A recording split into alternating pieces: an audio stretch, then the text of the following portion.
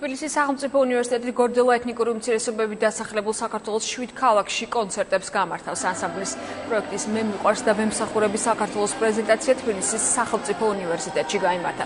პროექტის ფარგლებში 16 ოქტომბრიდან 20 ნოემბრამდე კონცერტები ახალქალაქში, წალკაში, ნინოწმინდაში, მარნეულში, გარდაბანში, დმანისა და რუსთავში გაიმართება. ღონისძიებებს ამერიკის შეერთებული შტატების მთავრობა აფინანსებს. პროექტის პრეზენტაციას უნივერსიტეტის ადმინისტრაციის და სხვადასხვა სამინისტროების წარმომადგენლები დაესწრნენ. ჩვენთვის ძალიან მნიშვნელოვანია თბილისის სახელმწიფო უნივერსიტეტის ინიციატივით განხორციელებული ნებისმიერი სამოქალაქო პროექტი, რომელიც ეხება ეთნიკური უმცირესობების ინტეგრაციას მთლიან სახელმწიფო, ასე ვთქვათ, სოციალურ სივრცეში. ამ თვალსაზრისით ეს პროექტი ზუსტად ამ ჩარჩოში მიმდინარეობს. ჩვენ ამ პროექტს დიდი ხანია მხარს უჭერთ.